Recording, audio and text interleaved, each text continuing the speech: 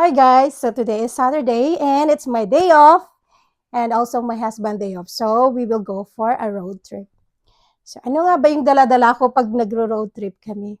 Minsan, nagagalit na yung asawa ko kasi sabi niya kulang na lang yung zinc na dadalhin ko para sa aming biyahe kahit sabihin natin short road trip or one day, just one day. Pero dami-dami kong dala. So ano nga ba yung mga dinadala ko pag kami ay nagro-road trip? So una-una guys, meron kami meron kaming pagkain. So tubig. Kailangan natin ng tubig. Yan, ito yung kadalasan kong kinapak. Tapos, meron tayong soft drinks. Kasi, pag nagbibiyahe, minsan mabilis uhawin. Yan. Lagyan natin ng ice. Tapos, meron akong daladalang pizza. Yan, para sa lunch namin. No? Ito yung way na, ano tawag niya, nagtitipid ako. So, yung leftover na pizza namin kagabi, yun ay babaonin namin para sa aming lunch mamaya.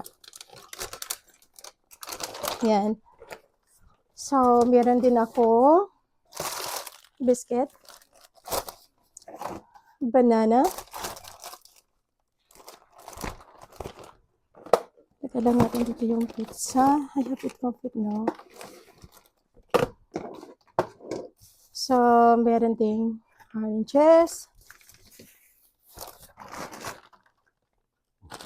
cookies. Yan. Para sugar. Source na sugar. So, meron din. Dadala din ako ng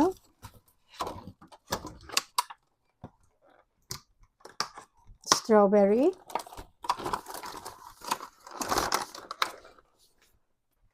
Ayan, isang bag yan.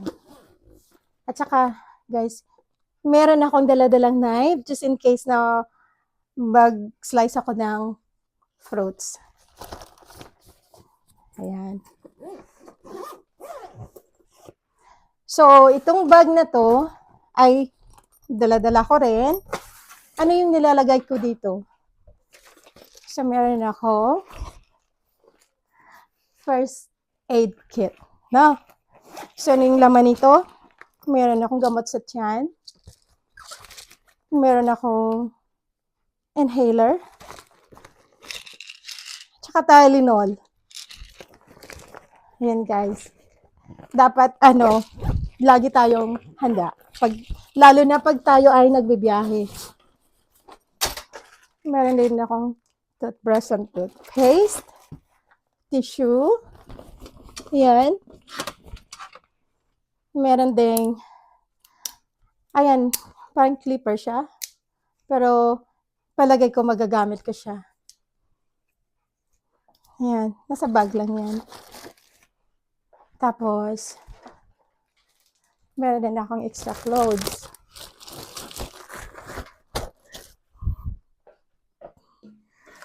Extra clothes for my husband. Ayan! Tapos, syempre, don't move. Hindi maiwasan yung supply, hindi mawala yung supply. Ayan. Oh! Wait lang, meron pa pala. Salt and lighter. Now, dapat lagi tayong handa, guys. So, ito yung dala-dala ko lagi pag nag-road trip kami. Maliban sa, meron pa akong handbag na may mga wallet, cellphone, charger, ganun. So, yun ang mga importanteng dinadala ko sa tuwing kami ay nagro-road trip. So, yun lang guys. Thank you for watching. Bye-bye. I have to interrupt. This is for a 3-hour trip. Imagine if we were going a month. Oh my God. We would need a trailer in back of the car for what she would be taking. Because she would take everything in the house and the kitchen sink. she would probably tie the fridge to the trailer if she could. So remember, guys, this is only for a 3-hour trip. Not a day trip, not a year trip, but a 3-hour trip. Wow.